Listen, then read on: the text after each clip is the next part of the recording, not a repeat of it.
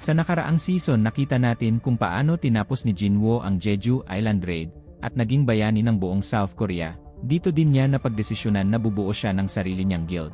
At sa pagtatapos ng season na ito ay nakaharap niya si Michael Connor, ang Deputy Director ng United States Bureau of Hunters, upang gawin siyang hunter ng Amerika kapalit ang pambihirang lakas galing sa upgrader na si Norma Selner. Pero dito nila napag-alaman na si Jinwoo ay walang limit ang lakas. Ipinakita dito ang chairman na problemado sa pagkamatay ni Byung-gyu dahil kahit retirado na, ito ay bumalik para tumulong sa raid na yon.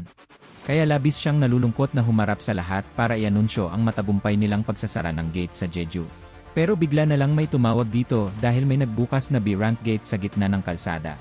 Agad na kumilos ang chairman para magpadala ng strike squad, pero nang malaman niya kung nasaan ito, naalala ng chairman na naroon din ngayon si Jinwoo.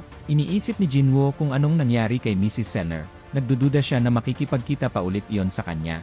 Pero dito na napansin ni Jinwoo ang matinding traffic. Bigla na lang may tumawag sa kanya, ito nga ang chairman. Wika nito na may B-rank gate na nasa kalsada at gusto niyang isarado ito ni Jinwoo. Pero tanong naman ni Jinwoo na wala siyang permission. Natawa dito si Go Gun-hee dahil siya ang chairman, kaya wala na siyang dapat na ipag-alala. Makikita dito ang gate na pinagkakaguluhan ng mga tao. Narito ang isang agent na pinipigilan si Jinwoo na pumasok. Wika nito na kahit siya ay isang S-rank hunter, ay hindi pwede na baliwalain na lang ang proseso. Tanong nito na kung saan siya humingi ng permission, isinumbong naman ito ni Jinwoo. Sa chairman, nagulat ang agent nang biglang inabot ni Jinwoo ang phone nito sa kanya. Dahil may tao dito na gusto siyang kausapin, ito ang chairman, wala na nga itong nagawa at pumasok na si Jinwoo. Pero wika ng agent na sana madapa ito at mapilayan. Nagulat ang mga taga-association nang makita na ang gate ay nagbago ng kulay. Iniisip ngayon ng lalaki na dahil pinanalangin niyang masaktan si Jinwoo kaya ito nangyari. Kahit si Jinwoo batid niya na siya ay nasa red gate, iniisip ni Jinwoo na maaaring napasobra siya dito. Naalala niya ang sinabi ng kanyang ina na gawin niya kung ano ang magpapasaya sa kanya. Dahil siya ay isang S-rank hunter, mas madaming buhay ang maililigtas niya katulad ng kanyang ama. Si Sang Il-hwan pala ay isang bombero bago maging isang hunter, at ang pagliligtas niya sa ibang tao ang nagpaibig sa kanya dito. Natutuwa si Jinwoo na hindi tutol ang kanyang ina sa pagiging isang hunter. Kaya ngayon tatapusin na niya ito sa loob lamang ng isang araw. Agad na nagsimula ang laban at baka sa mga pangyayari na nakalalamang ang Shadow Soldiers ni Jinwoo sa laban na ito. Wika niya na ang mga hunters ay isinilang para manghunt, pero hindi lang ang mga monster ang kalaban nila. Kailangan nilang mag-ingat dahil kung hindi sila naman ang pwedeng huntingin, kahit anong oras pwede magbago ang kanilang posisyon. Kahit na makailang daang libong hunts na sila, hindi ito natatapos. Pero kahit na ganun isa sa kanila ay walang gustong tumigil. Wika ni Jinwoo na pupunta na tayo sa susunod na target. Makikita dito ang isang dungeon, at narito ang pamilyar na hunter, ito ang A-rank hunter na nakadiskubre din kay Sang Il-hwan, ito si Hunter James. Wika ng misteryosong nilalang sa kanyang harapan na hindi din siya ang Fragment of Brilliant Light, mahusay sila sa pagtatago. May isa pang nilalang dito na lumabas at ang pangalan nito ay Yogumont. Tinatanong niya kung bakit siya narito. Sagot ni Yogumont ay para magbigay ng impormasyon tungkol sa teritoryo sa East. Wika ng nilalang na ito na sa lugar na yon namamalagi ang Shadow Monarch. Akala niya ay tapos na niya ito. Paliwanag ni Yogumont na sa oras na ang mga rulers ay nirelease na ang Ligya, sasali siya sa magiging laban. Dagdag pa niya na hanggang ang architect ay gagawin ang kanyang trabaho, wala silang magiging problema. At panghuli na kumpirma na niya na ang greatest fragment of brilliant light ay naroon din. Natutuwa ito na maring yon, pero batid niya na ito pala ay isang patibong para matunton siya ng isang tao. Ito pala si Sang Il-hwan. Galit na tinanong nito na kung ang tinutukoy ba nila na East Territory ay ang Korea. Wika ni Yogumont na wala siya oras para makipaglaro sa lalaki ito. Ang kausap pala niya ay ang Monarch of Frost, isang monarch na katulad ni Jinwoo. Wika ng Monarch of Frost na pigilan niya sila kung kaya niya. Agad na sumugod si Sang Il-hwan para umatake. Pero madali lang itong nasangga ng Monarch of Frost gamit ang Ice Barrier. May malakas na pagsabog ang naganap dahil sa atake ng ama ni Jinwoo. Samantala bumalik ang kwento sa Red Gate. May higanting halimaw na nagsasalita na ang taong ito pala ang pumaslang sa kanyang mga kapatid. Pero dito na magtatapos ang lahat. Nakaabang na pala ang lahat ng mga kasamahan niya para tapusin si Jinwoo. Kaya pinalabas na niya ang mga iyon, nabalot ang paligid ng katahimikan, hindi maintindihan ng dungeon boss ang nangyayari. Pinalabas na ni Jinwoo ang kanyang army at dala-dala nila ang mga tauhan ng dungeon boss. Bigla na lang may kung anong tumama sa mukha niya nang sinalo niya ito. Iyon pala ay ulo ng kasamahan niya. Ipinakita dito ang astig na generals ni Jinwoo, Inutusan na niya na ubusin nila ang mga ito. Makikita na may dalawang halimaw ang magtatangka kay Jinwoo pero madali lang silang pinatumba ni Tank. Galit na din ang boss pero sa isang iglap pinutol ni Igris ang paa niya at si Beru naman sa kamay. Napaluhod dito ang dungeon boss. Gumamit ng skill si Task para maging higante pagkatapos ay idinikdik niya ito sa lupa. Nilapitan siya ni Jinwoo dahil may gusto siyang itanong. Kung sasagot siya ay hindi niya siya pahihirapan. Pero sa huli wala siyang nalaman na kahit na ano dahil hinahadlangan siya ng system. Pero hindi dito nababahala si Jinwoo dahil malalaman din niya ito katagalan. Kinuha niya ang Black Key na abot na niya ang level 100 sa Jeju kaya naabot na niya ang requirement nito at lumabas na din ang detalye tungkol sa susi na ito. Ito pala ang Kartenon Temple Key. Hindi makakalimutan ni Jeonnoo ang temple na yon, batid niya na tinatawag siya ng system na bumalik dahil doon nagsimula ang lahat. Binago nito ang buhay niya, naiintindihan na ni Jinwoo na planado ang lahat ng ito mula sa simula at may naghihintay sa kanya doon. Wika ni Jinwoo na kung ganon ay maghintay sila at paparating na siya. Makikita dito si Jinho na gigil sa pagpindot, napabuntong hininga na lang ito sa dami ng trolls na kalaban niya na sinisiraan si Jinwoo. Bigla na lang dumating si Jinwoo at binati ang kasipagan ni Jinho. Wika ni Jinho na dumadating siya nang wala man lang tunog, tinanong nito kung bakit ganto ang bihis ni Jinwoo. Dito niya ipinakita ang isang bag na puno ng essence stone upang gamitin para magawa ang kanilang guild. Tuwang-tuwa si Jinho dahil ngayon ay hindi na nila poproblemahin ang pera at sahod ng kanilang mga empleyado. Dito niya ipinaalala kay Jinwoo na kinakailangan pa nila ng isa pang member para makagawa ng guild. Sa isang guild kailangan pala ng guild master, vice guild master at member. Pero bago pa makaisip si Jinwoo, sinabi ni Jinho na may isang importanteng bagay na dapat nilang tapusin. Ito ay ang pagdedesisyon sa pangalan ng kanilang guild. Nagtataka naman si Jinwoo kung importante ba yon.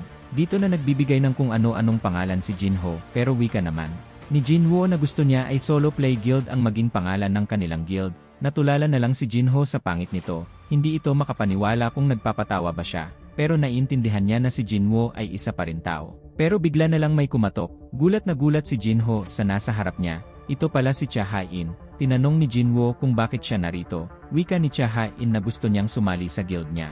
Naupo ang dalawa para pag-usapan ito at gaya nga ng sinabi niya ay gusto niyang sumali sa kanilang guild. Hindi naman maintindihan ni Jinwoo ang sitwasyon. Tanong nito na kung inutusan ba siya ng association na sumali or inalis siya ni Choi Jong-in sa kanilang guild. Nagtataka naman si Cha Ha-in sa mga tanong nito. Naging seryoso na si Jinwoo na tinanong kung anong pakay niya sa solo play guild. Gulat na gulat si Cha Ha-in sa pangalan na ito. Dagdag pa ni Jinwoo na ito ang pangalan na napagkasunduan nila ng kanyang vice guild master. Galit na galit si Jinho na wala pa silang napagkakasunduan. Inakala ni Jinwoo na yon dahil hindi naman siya tumutol. Naguguluhan na si Jinwoo sa mga nangyayari at iniisip niya kung ano ba ang totoong layunin ni Cha Ha-in sa pagsali sa solo play guild. Tinanong ni Jinwoo na 2 taon pa lang si Cha Ha-in na hunter at may contract pa siya kay Choi Jong-in. Sagot nito na handa siyang magbayad ng penalty. Nagulat si Jinwoo dahil handa siya na gawin yon para lang sumali sa kanila. Dagdag pa ni Jinwoo na ang guild nila ay wala pang mga kagamitan para mabayaran ang isang dekalibreng hunter na katulad niya. Pero sagot nito na ayos lang sa kanya. Tinanong ulit ni Jinwoo na bakit gusto niyang sumali sa kanila kahit wala naman siyang mapapala dito. Inisip ni Cha Ha-in ang kanyang isasagot dahil sa unang pagkikita pa lang nila, nakuha na nito ang kanyang atensyon. Gaya nga ng inaasahan niya si Jinwoo ay isang S-rank hunter pero hindi siya masamang tao. Gusto niyang sabihin kay Jinwoo na siya ang liwanag sa madilim na mundo kahit siya ay natatakot, kinakabahan, at kahit siya ay masawi, gusto niyang makasama si Jinwoo sa kanyang tabi hanggang sa huli. Hiyang-hiya si Cha Ha-in sa kanyang iniisip. Samantala iniisip naman ni Jinwoo ang ginagawa nito. Iniisip niya na bakit hindi siya makasagot, anong tinatago niya, pero hinala niya na matagal na niya itong pinaplano. Sumagot na si Cha Ha-in, wika niya na gusto lang niya mabuhay ng komportable. Bumulong si Jinho na maaaring minamaltrato siya sa Hunters Guild kaya gusto na niyang lumipat sa kanila. Naiintindihan naman ito ni Jinwoo dahil ang S-rank hunters ay may mabigat na responsibilidad at napakasama ng nangyari sa kanya sa Jeju Island. Dito na nakapagdesisyon si Jinwoo na may entrance test ang kanilang guild. Nagtataka naman dito si Jinho kung kailan pa sila nagkaroon ng entrance test. Tinanong naman ni Cha Ha-in kung anong klaseng test iyon. Nagulat si Jinwoo dahil sa pagiging sincere o tapat nito. Wika niya na kinakailangan matalo ni Cha Ha-in ang napili niyang Shadow Soldier. Pero wika naman ni Cha Ha-in na masyadong mababa ang pagsukat niya sa kanya. Wika ni Jinwoo na para kay Cha Ha-in pipiliin niya ang pinakamalakas. Natutuwa naman itong malaman iyon. Tinanong ni Cha Ha-in kung kailan ang kanilang test, sagot naman ni Jinwoo na gawin na nila ito ngayon, sa loob ng gymnasium ng association. Ngayong naalala niya na malayo ang association dito, dapat sinubukan muna niya kung pupwede ba ang dalawa sa kanyang shadow exchange. Makikita dito na palabas na si Cha Ha-in pero wika ni Jinwoo, hindi na niya kailangan lumabas. Pinalapit niya ito at niyakap, at ginawa na niya ang shadow exchange. Umalis na nga ang dalawa, samantala si Jinho naman ay pabalik na at may dala na pagkain, pero laking gulat nito na high orc ang inabutan niya, at kinain ang dala niyang merienda. Makikita dito ang gymnasium ng association, nakarating na ang dalawa. Hindi makapaniwala si Cha Ha-in kung paano ito nangyari, samantala naintindihan na ni Jinwoo na ang shadow exchange ay para ding isang gate. Inaya na siya ni Jinwoo na magsimula, pero naalala ni Cha Ha-in na nakalimutan niya ang kanyang weapon. Naalala naman ito ni Jinwoo na wala nga siyang dalang piko. Hiyang-hiya si Cha Ha-in dahil hindi iyon ang kanyang sandata. Natatawa naman dito si Jinwoo na binibiro lang niya siya. Nahihiyang sinabi ni Cha Ha-in na mayroong mga armas dito na pwede niyang hiramin. Ginamit niya ang kanyang card at tumambad dito ang mga sandata. Wika nito na handa na siya. Tanong ni Jinwoo na ayos lang ba iyon sa kanya dahil hindi ganon ang karaniwang ginagamit ni Cha sa pakikipaglaban. Pero sagot nito na hindi na mahalaga kung anong armas ang gagamitin niya. Dahil kung monster ang kalaban niya, wala din pinipiling armas ang mga iyon. Sang-ayon naman dito si Jinwoo at tinawag niya si Igris para harapin ito. Si Igris ang pinakamalakas niyang swordsman. Tinanong naman ni Cha kung paano nila malalaman kung sino ang nanalo. Sagot ni Jinwoo na kapag nasira ang kanyang shadow o sumuko siya. Batid ni Jinwoo na ang pangako niya ay ang pinakamalakas, pero baka matroma si Cha kapag si Beru ang inilabas niya. Dito na nga magsisimula ang entrance test, pero naalala ni Jinwoo na sinabi ni Cha na hindi mahalaga ang armas, kaya naisipan niyang ibigay kay Igris ang espada ng Demon King. Dito na nga nila sisimulan, na unang umatake si Igris, nagpakawala ito ng matinding thunder attack. Pero madali lang itong naiwasan ni Cha. Batid ni Jinwoo na mabilis nga siya gaya ng kanyang inaasahan, dahil kung ito ay normal na tao lang siya ay namatay na. Matinding lakas ang pinakawalan ni Cha Ha-in sa kanyang pagwasiwa sa espada. Samantala bago ito mangyari, nakaramdam ang chairman ng malakas na mana. Iniisip nito na walang nag-reserve ng gymnasium ngayong araw, kaya agad itong tumawag para tingnan kung ano ang nangyayari. Dito nga niya nakita sa kanyang CCTV na dumating si Jinwoo at Cha Ha-in. Dito niya naalala noong nagising si Cha mula sa pagkakatulog sa Jeju, ang una nitong tinanong ay kung pumunta ba si Jinwoo. Oo naman ang sagot ng chairman. Baka sa mukha ni Cha ang saya, napangiti na lang ang chairman na hindi niya yon agad na pansin. Inutos nito sa staff na patayin ang lahat ng CCTV sa gymnasium, at kung may magtatanong sabihin may ginagawang inspection ngayon araw. Wika ng chairman na masaya talaga ang maging bata habang niyayanig ng dalawa ang buong association. Hindi naman makapaniwala si Jinwoo na natalo si Igris. Tanong ni Cha Ha-in na kung iyon na ba ang pinakamalakas niyang samon.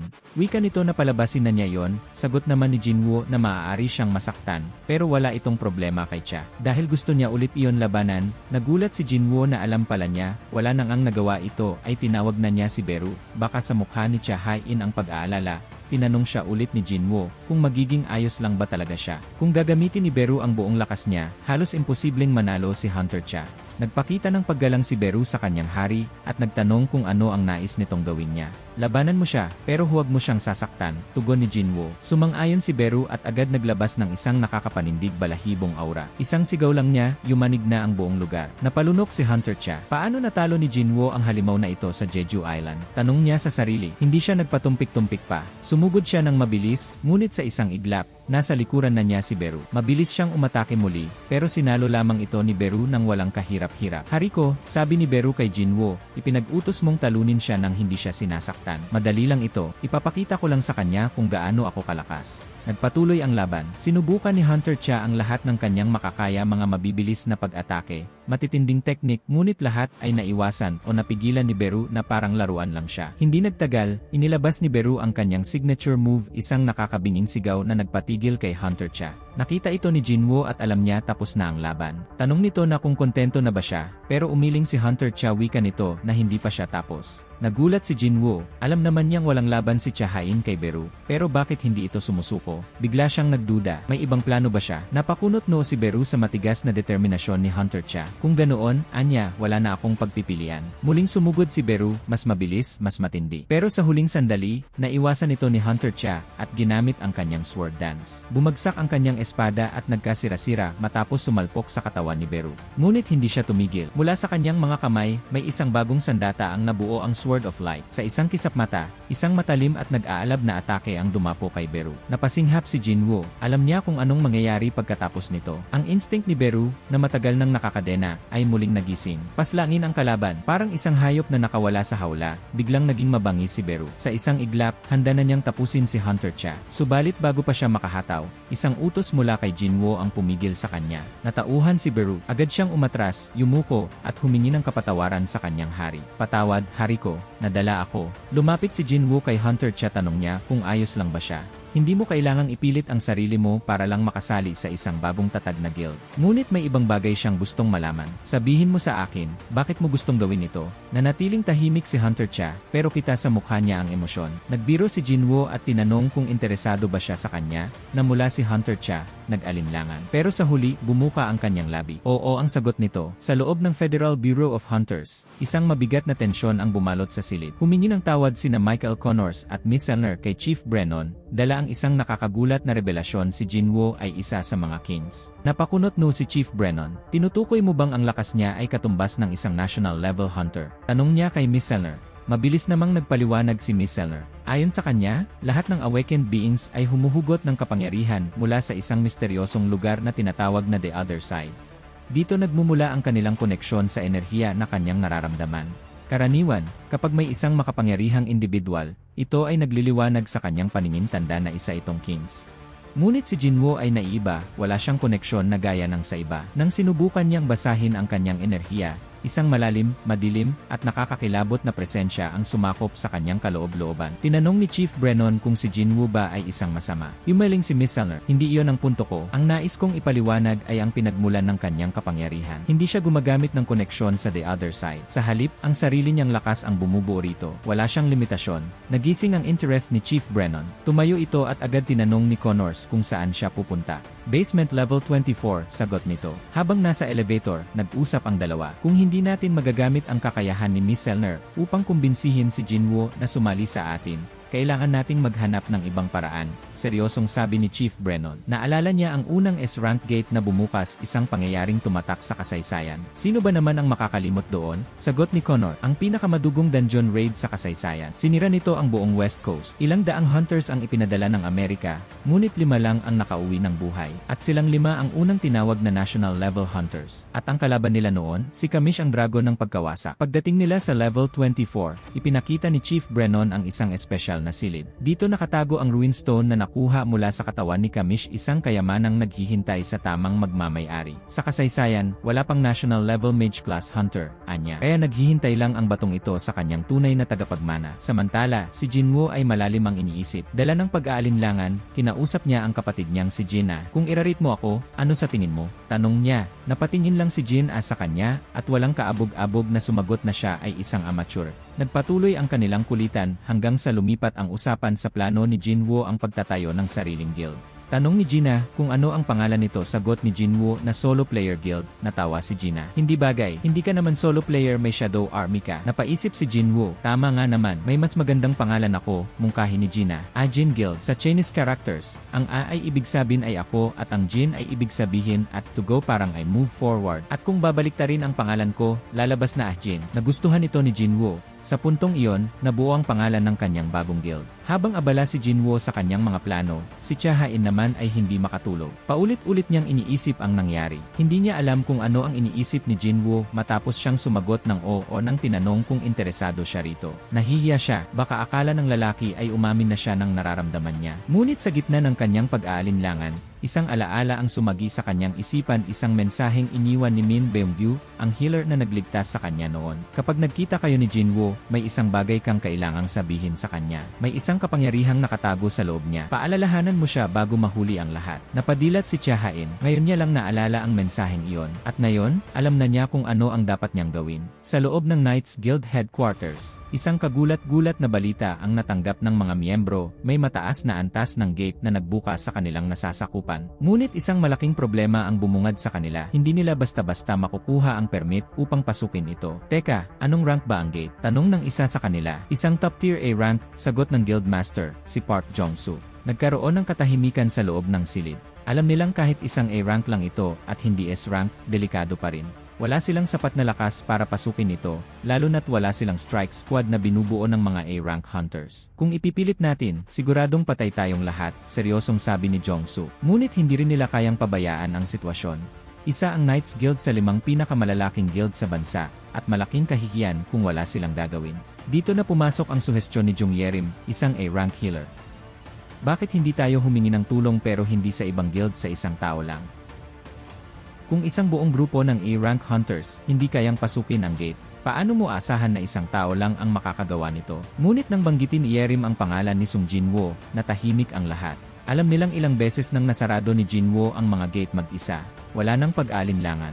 Kailangan nilang makipagkasundo kay Jinwoo. Sa kabilang banda, abala si Jinwoo sa pag-uusap kasama si Jinho tungkol sa bagong pangalan ng kanilang guild. Mas okay na yung Ajin Guild kesa sa Solo Player Guild, sabi ni Jinho. Napangiti si Jinwoo ay sumang-ayon, napadako ang usapan kay Cha Ha-in, ang tanyag na S-rank hunter. Ano, kukunin mo ba siya sa guild natin? Tanong ni Jinho. Umiling si Jinwoo, hindi siya ang hinahanap ko. Nagulat si Jinho, anong klaseng hunter ba ang gusto mong makuha?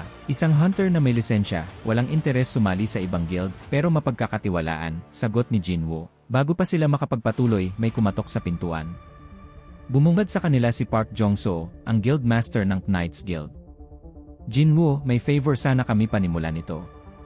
Ipinaliwanag niya ang tungkol sa A-rank gate sa Busan at ang problema nila sa permit. Dahil wala silang S-rank hunter, hindi sila pinayagan ng Hunter Association na pumasok. Pero kung ikaw ang sasama sa amin, dagdag ni Jong-soo, mag-iba ang sitwasyon. Napaisip si Jinwoo. Wala naman siyang balak sumali sa raid dahil may plano siyang makipagkita kay Juhi para kumain ng sashimi. Magkano ang offer? Tanong niya. 20% ng kita. Hindi ako interesado kung bilang individual lang ako sa usapan. Kung gusto niyo akong kunin, kailangan bilang isang guild. Napakamot ng ulo si Jong-soo. 40-60 split. Kami pa rin ang may majority. Umiling si Jinwoo. Kukunin ko ang buong loot kapalit ng pagtalo ko sa boss. Alam ni Jong-soo na wala silang ibang pagpipilian. Sa huli, napagkasunduan nila ang alok ni Jinwoo. Bukas tayo alis, sabi ni Jong-soo at magsasabay-sabay na sila sa pagpunta. Ngunit tumanggi si Jinwoo, may importante akong lakad mamayang gabi. Bukas na lang siya pupunta ng mag-isa. Hanggang isang tawag ang pumasok sa kanyang cellphone ang pumasok sinagot ito ni Jinwoo, at ito nga, ay ang kanyang ina kinamusta siya nito. At inaya ni Jinwoo ang kanyang ina na kumain mamayang gabi na ikinatuwa naman nito. Kinabukasan, 5 minuto na lang bago pumasok sa gate, pero wala pa rin si Jinwoo. Napabuntong hininga si Jong-soo. Dapat talaga hinatid na natin siya rito. Samantala, si Jinwoo naman ay nakatingin sa langit. Mukhang ulan. Napaisip siya kung nagdala ng payong ang kanyang kapatid na si Gina. Sa isang eskwelahan, 3 estudyante ang naglalakad sa hallway. Nadaanan nila ang isang gate na mukhang sarado. Wala yan. Hunters lang ang may access dyan, sabi ng isa. Ngunit bago pa sila makaalis, isang malaking kamay ang lumitaw mula sa anino ng gate. Kasunod nito, isang nakakakilabot na tunog ang bumalot sa hangin. Sa isang iglap, dinurog ng halimaw ang ulo ng estudyante. Nagpatuloy ang kwento sa eskwelahan kung saan makikita dito ang labi ng 3 estudyante. Nagkaroon pala dito ng dungeon break at may lumabas ng halimaw sa gate. Ang mga nilalang na ito ay eksperto sa paghunting sa mga tao. Ang amoy ng laman at dugo ay sapat na para sila ay maging sobrang excited. Pero kahit na ganon ay hindi sila kumilos at naghintay ng 1 linggo upang maging comfortable sa bagong mundo na ito. Para mas maging mahusay sila sa panghahanting sa mga tao, wika ng orc na. Punong-puno ang gusali na ito ng kanilang mga bibiktimahin. Dito na nila sisimulan ang panghahanting. Uunahin nilang hantingin ang mga tao sa kasel na ito pagkatapos ay doon nila sisimulan ang totoong panghahanting sa iba pa. Makikita dito ang mga estudyante na masayang nagkukwentuhan pero sa isang iglap may palakol na tatama sa kanila. Samantala ipinakita dito ang isang malaking A-rank gate. Narito si Jinwoo at ganon na din ang Knights Guild. Namamangha siya na ang guild na ito ay may 13 na A-rank hunters at 20 na B-rank hunters. Pero bigla siyang pinagkaguluhan ng mga members nito, labis silang humahanga dahil sa Jeju Raid.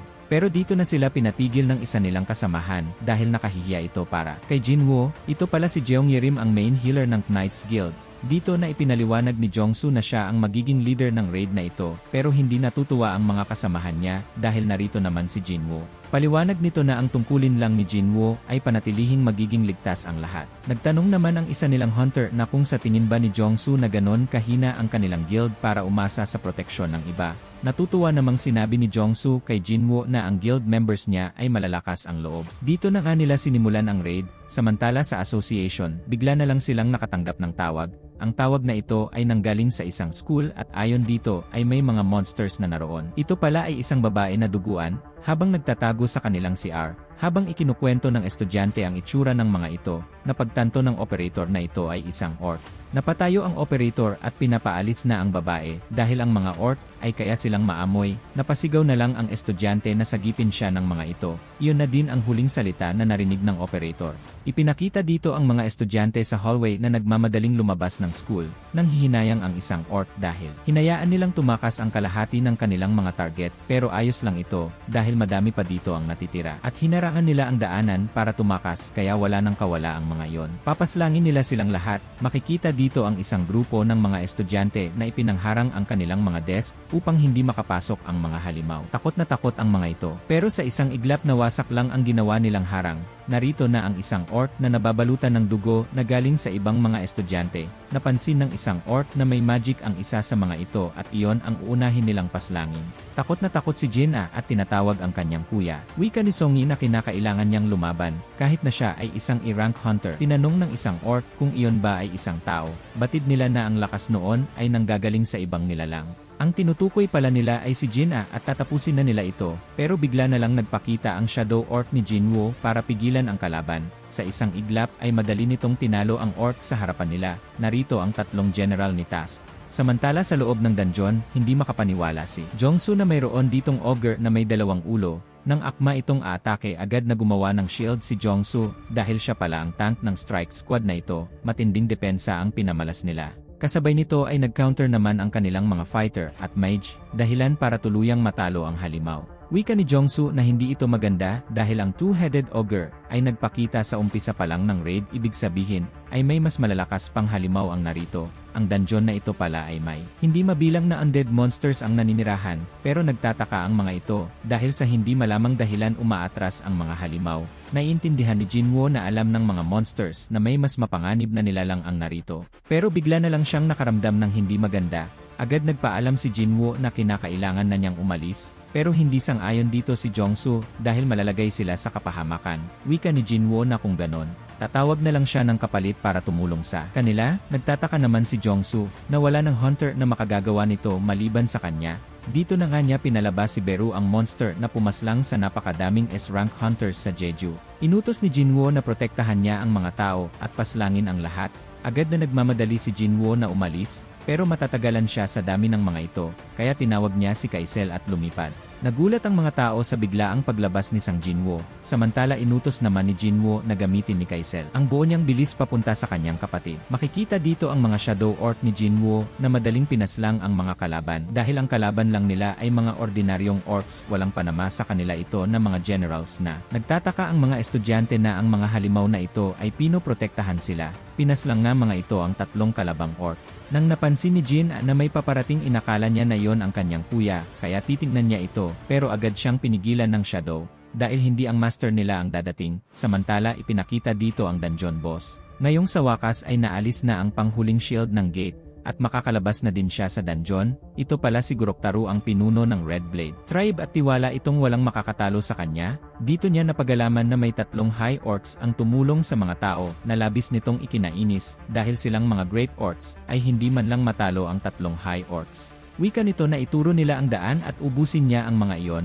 Pinakita dito ang dungeon na puno ng Ant Shadow ni Jinwoo. Nangangamba ang mga hunters na sa oras na makita sila ng mga ito bilang kalaban at siguradong katapusan na nila. Batid ni Jongsu na hindi na sila pwedeng umatras sa raid na ito dahil siguradong nakaabang na ang mga reporters at siguradong pagpipiestahan sila ng mga ito. Pinalakas niya ang kanyang loob na hindi dapat sila matakot dahil lamang sa mga samon ni Jinwoo. Pero halos bawian ito ng buhay nang makita niya sa kanyang harap si Beru.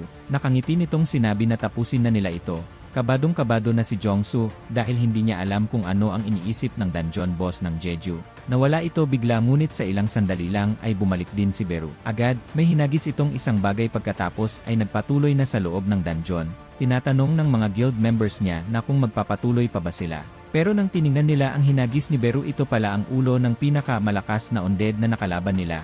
at tinalo niya ito sa isang iglap lang. Batid nila na hindi lang sila malalakas, ang samon ni Jinwoo ay matalino din na nakapag-isip. Dito na napagdesisyonan ni Jongsu na atras na lang sila, pero laking gulat nito na makita na masayang magpapatuloy ang kanyang mga kasamahan dahil ligtas sila sa mga samon na yon. Bumalik muli ang kwento sa school kung saan makikita na hirap na ang mga shadow ni Jinwoo. Tuwang-tuwa naman na pinupuri ng mga orcs ang kanilang leader. Nagsalita si Guroktaru na ang mga tato ng mga orcs ay nagsisimbolo sa kung gaano nakadami ang kanilang pinaslang, kaya batid niya na madami-dami ng pinaslang ang mga ito, kaya hindi niya maintindihan kung bakit ganto lang sila kahina. Wika niya na aliwin pa siya ng mga ito, nagawang iligtas ng shadow ni Jinwoo ang kasamahan niya. Pinuri naman ito ng leader na nagawa niyang sanggahin ang kanyang atake. Ngunit, kulang pa din ito, walang kahirap-hirap na pinagpira-piraso nito ang shadow ni Jinwoo. Nagtaka naman si Guroktaru dahil ang mga ito pala ay isang lamang spell, pero binaliwala na niya ito dahil kaya niyang pumaslang ng 1,000 ganto na walang kahirap-hirap. Pero bigla na namang may nagsasabi sa kanilang isip na tapusin nila ang mga tao. Alam ng leader na kung ang mga orcs na ito ay isa lamang magic, kailangan lang niya tapusin ang controller nito, at hinalangan niya na yon si Jin-a. Agad nitong inatake ang shadow na nagbabantay sa kanya. Na sinabayan pa ng kanyang mga kasamahan, wala na nga itong nagawa at nadakot na niya si Jin-a.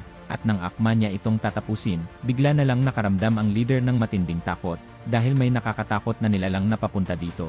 Agad nitong sinigawan ang kanyang mga kasamahan na hunda sa impact. Agad na hinawakan ni Jinwoo ang ulo ni Jin-a, at sinabing ligtas na siya ngayon. Hindi naman maintindihan ng leader ang nasasaksihan niya. May isang wyvern ang narito sa gusali kasama ang nakakakilabot na nilalang. Magpapakilala pa ito kahit na natatakot, pero dinuro siya ni Jinwoo at sinabing manahimik at maghintay. Humihingi ng tawad si Jinwoo dahil siya ay nahuli. Tinanong nito si Jin-a kung ayos lang ba siya. Oo naman ang sagot nito.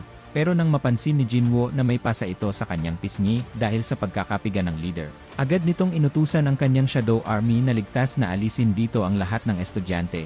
Atake pa sana ang mga orcs, pero bigla silang sinabihan ni Jinwoo na wag silang gagalaw, matapos mailigtas ang mga natitirang estudyante. Dito na nagsalita ang leader na sa kanya pala galing ang mga orcs na nilabanan niya kanina. Dagdag pa dito na nakapagsasalita siya sa kanilang lengguwahe.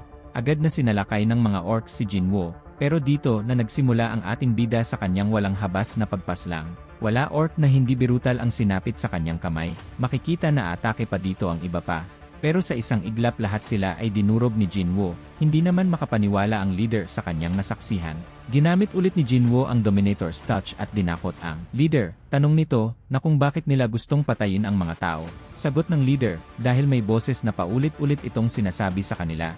Tanong ni Jinwoo na kung ngayon ay sinasabi pa din pa ito ng boses. Wala nang makuhang sagot si Jinwoo dahil hinala niya na may pumipigil dito. Pero hindi siya dito titigil dahil may isa pa siyang paraan para makuha ang sagot na yon, at ito ay magiging masakit. Samantala pumunta naman ang kwento sa gate. Makikita dito ang healer ng Knight Guild na nakikipag-agawan sa Ant Soldier ni Jinwoo dahil mamahalin ang labi ng vampire na ito para lang kainin niya. Pero inatake siya ng Ant. Magpapatuloy pa sana ito pero pinigilan na siya ni Beru, pagkatapos ay pinagaling ang sugat ng Helder. Hindi ito makapaniwala na ang isang samon ay mas magaling pa sa kanya mag-heal.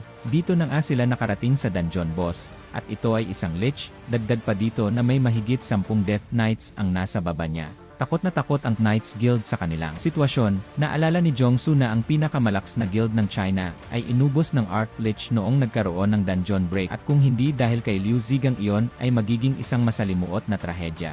Kaya imposible nila itong magawa ng mga A-rank hunters lamang. Pero hindi pa dito nagtatapos ang problema, may paparating pang mga kalaban sa kanilang likuran. Agad na gumawa ng Holy Wall ang healer para hindi sila mapalibutan. Wika nito na kaya lang niya pigilan ang mga kalaban sa loob ng 5 minuto. Pero dito na kumilos si Beru, nakilala agad siya ng Lich na siya ay parte ng Shadow Army. Tanong nito na kung bakit ang personal army ng Monarch ay inaatake sila. Sagot naman ni Beru, dahil sila ang napili nito at hindi siya. Hindi naman dito makapaniwala ang Lich at gusto niyang makausap ng personal ang Monarch. Pero agad siyang pinaslang ni Beru. Wika nito na madami siyang sinasabi para sa isang nilalang na mamamatay na. Dahil sa pagkakapaslang ng Lich, bigla na lang din nawala ang mga undead soldiers. Dito na idineklara ni Beru na siya ang pinakamalakas sa lugar na ito. Batid ni Jongsu na malakas ito pero hindi niya inaasahan na ganto kalakas ang mga samon ni Jinwoo. Nagtataka ang kanyang alalay na kung ganto kalakas ang samon ni Jinwoo ay hindi na niya kakailangan na pumunta pa sa dungeon. Kahit ipadala na lang niya ang kanyang mga samon ay makakaya na nilang isarado ang gate. nauunawan ito ni Jong-soo na kahit kalahiti lamang ng samon ni Jinwoo ay higit na mas malakas kumpara sa pinakamalalaking guild ng kanilang bansa. Dito iminungkahi ng kanyang alalay na kung bakit hindi na lang sila sumapi sa guild ni Jinwoo. Pero nagmamalaking sinabi ni Jong-soo na hindi nila kailangan maliitin ang kanilang sarili dahil kailangan din sila ni Jinwoo dahil para makapasok sa isang dungeon kinakailangan ng 10 hunters. Kaya patas lang sila, ito ay win-win situation sa lahat. Natatawang sinabi naman ng alalay niya na para silang magiging linta o sipsip sa lakas ni Jinwoo. Pero tinama siya ni Jong-soo na yon ay tulong-tutulungan nila si Jinwoo dahil kulang ito sa tao. Samantala sa eskwelahan nababalutan ng iyak at pagkatakot ang buong lugar. Nakumpirma na ng mga hunters na wala nang iba pa ang nakaligtas. Sa loob ng sasakyan narito na nag-uusap ang chairman at si Jinwoo. Paliwanag na chairman na ang aksidenteng ito ay magagawang pigilan, pero base sa kanilang data, sa nakaraang 6 na buwan ay tumataas ang mga paglabas ng gate sa Seoul. Pero kasabay ng pagdami ng mga gates dumadami din ang mga tao na nagsisimulang mag-awakening, na tila ba binabalance nito ang sitwasyon. Batid nila na may bagay na nagbabago. Dito na tinanong ni Jinwoo kung bakit gusto siyang makusap ng chairman. Dito inabot ng chairman ang isang sulat, ang Japan, USA, Russia, France at madami pang iba ay gustong makipag-usap sa kanya. Inamin ng chairman na wala silang karapatan na pigilan ang mga ito na makausap si Jinwoo, at ang lahat pa din ay nakasalalay sa desisyon ni Jinwoo. Pero natatakot ang chairman na kung tuluyang umalis si Jinwoo sa kanilang bansa, ay hindi sila makakasabay sa mga nagaganap na pagbabago. Nakarating na sila sa ospital ng kanyang kapatid, tinawag siya dito ng chairman. Wika nito na ibibigay nila ang lahat ng kanilang makakaya sa kanya, kaya nagmamakaawa ito na manatili siya sa kanilang bansa. Dahil ang Korea ay may 10 hunters pero namatay na ang 2 at ang isa naman ay umalis na ng bansa. Kaya hindi na nila makakaya na mawalan pa muli ng isa pang S-rank hunter. Kaya sabihin ni Jinwoo ang kahit anong gusto niya ay gagawin nila ito. Dito na tinanong ni Jinwoo na kung hahayaan ba niya siyang papasukin mag-isa sa isang high-ranking dungeons. Batid ng chairman na napakadelikado na pumasok mag-isa sa high-ranking gates, kaya naglagay sila ng batas sa bilang ng mga hunters bago makapasok sa isang gate. Dito niya napagtanto ang totoong dahilan ni Jinwoo kung bakit siya gumawa ng guild, upang magtayo ng one-man army. Wika ng chairman na magagawa nila ito, at mabibigyan siya ng pahintulot pumasok sa mga high-ranking gates ng mag-isa. Nagpatuloy ang kwento sa labis na pagkamangha ni Jinho nang makita niya kung gaano kalaki ang portal na papasukan nila. Naisip naman ni Jinwoo, paano pa kaya kung makita pa niya ang gate sa Busan? Ito ang unang raid na gagawin nila Jinho at Jinwoo nang magkasama bilang member ng sarili nilang guild na Jin Group. Namangha si Jinchul sa mga summoned shadows ni Jinwoo. Karamihan kasi sa mga ito ay hindi bababa sa B-rank. Karaniwan sa squad na ganito ay qualified na upang makapasok sa isang A-rank gate. Namangha sila Jinwoo at Jinho sa baluting suot ni Jinchul. Anya, sasama rin siya sa loob dahil naatasan siya ng chairman na obserbahan ang magaganap na raid. Gusto raw kasi ng chairman na masiguradong ligtas ang gagawin nilang raid. Tinanong ni Jinwoo si Jinchul kung magiging ayos lang ba itong sumama sa kanila. Naguluhan si Jinchul. Sa loob, hindi maipinta ang itsura ni Jinchul, hindi niya kasi lubos na maisip na ganon na lamang kadali na matalo ni Jinwoo ang mga halimaw sa loob. Maging ang mga veteranong hunters ay labis na nahihirapan bago mapatay ang mga ito. Pero sa army pa lamang ni Jinwoo, ay wala nang binatbat ang mga halimaw sa kanila. Lalo na sa isang partikular na summoned shadow ni Jinwoo na si Igris. Sa tuwing iwinawasiwas kasi nito ang espada niya, ay may lumalabas ditong liwanag na ang tanging may matataas na ranggo lang ng mga mages ang nakakagawa ng wild lightning magic. Iniisip nito na kung siya ay A-rank, at kung mananalo kaya siya kung maglalaban sila ng one-on-one. Na kayang matapos ng ganun lang ni Jinwoo ang isang A-rank dungeon, kunin ang mga bangkay na naroon, at hukayin ang mga mana crystal nang siya lang mag-isa. Ngayon, naiintindihan na niya kung bakit siya inutusan ng chairman na obserbahan si Jinwoo. Narinig ni Jinchul na pinaiwan ni Jinwoo ang mga nagtatrabaho pa niyang summoned shadows, at ang iba ay pinabalik na niya. Tinanong niya ito, bakit mo na pinaalis ang mga shadow? Sapat na sila para mapatumba ang dungeon boss. Ninichan siya ni Jinwoo kasabay ng paglabas sa kamay nito ng isang dagger. Wika nito na kapag masyado siyang umasa sa kanyang mga shadow, siya ay kakalawangin. Tila isang kidlat si Jinwoo na sinugod ang dungeon boss. Sa isang kisap mata lang ay nakita na ni Jinchul na nakahandusay ang halimaw. Lumitaw sa air ang mga katagang, "You have defeated the dungeon boss." At ang pag-leveled up ni Jinwoo sa level 101, tumaas din ang ibang skills niya, maging ang pag-cooldown ng Shadow Exchange skill ay bumaba ng 1 oras. Para sa kanya, hindi na siya mag-aalala pa na iwan niya ang kapatid at ina niya. Samantala, naisip ni Jinchul na masyadong matigas ang isang naga-scale na maaari nang magamit bilang isang pananggalang at baluti. Pero madali lang itong nahati ni Jinwoo gamit lamang ang 2 daggers niya. Mas nagulat si Jinchul sa pag-arise ni Jinwoo sa bangkay nito. Pagkatapos noon ang sunod-sunod na paglabas ng mga salita sa ere, pinangalanan niya itong Jima. Ikinuwento ni Jin Chul sa chairman ang mga naganap. Ani ng chairman, naiintindihan na raw niya kung bakit masyadong nalula si Jin Chul sa nangyaring raid. Pero sagot ni Jin Chul sa kanya, hindi raid ang naganap kundi massacre. Sandaling tumahimik ang chairman bago palabasin si Jin Chul upang makapagpahinga na ito. Tumayo ang chairman sa tapat ng malaking bintana sa loob ng kanyang opisina at napangiti. Hindi ako nagkamali sa kanya. Sa kabilang banda sa Japan, Shinjuku ng Tokyo, palaisipan sa mga tao roon ang namumuong bagay na nasa langit ang pabukas ng mas malaki at napapalibutan ng red energy na gate. Nagkaroon ng pagpupulong. Lahat ng guild masters sa lahat ng major guilds sa Japan ay inimbitahan dito. Maski ang Blade Guild na kung sa natatandaan nyo ay namatay ang kanilang original master noong maganap ang Jeju Island Raid. Dagdag pa ng isa na maaari silang maging pinakamalakas na hunter sa Japan dahil tingin niya na mahihina ang mga hunters doon dahil sa nangyaring insidente, hindi ito nagustuhan ng mga natitirang miyembro. Pero agad na umalis ang mga ito, pero paliwanag ni Kanai na ang dalawang guilds na narito kapag nagsama ay mayroon ding 4 na S-rank hunters, katulad sa dami ng bilang nila. Samantala, nagkakagulo ang kinaukulan. Bakit wala pa ring sinasabi ang Hunters Association? Merong lumitaw na S-rank gate sa gitna ng Tokyo, at sinasabi nyo ngayon na wala pa rin silang pangontrang hakbang sa lugar. Sigaw ng isa sa mga ito. Paliwanag ng chairman na ang mga S-rank hunters ay hindi sapat para isarado ang S-rank gate. Kinakailangan nila ng isang national level hunters. Nagsalita ang dating Vice Guild Master ng Blade Guild na mayroon siyang kilala na handang tumulong hanggang siya ay binabayaran nila. Ang Barrier Specialist, Yuri Orlov, pinaplano na pala niyang kunin ito para sa misyon na ito. Samantala makikita dito si Jinwoo na nagmamaneho, iniisip niya na ngayon siya ay level 101 na maaari na niyang balikan ang Kartenon Temple. Nasasabik na siyang makita kung ano ang naghihintay sa kanya doon.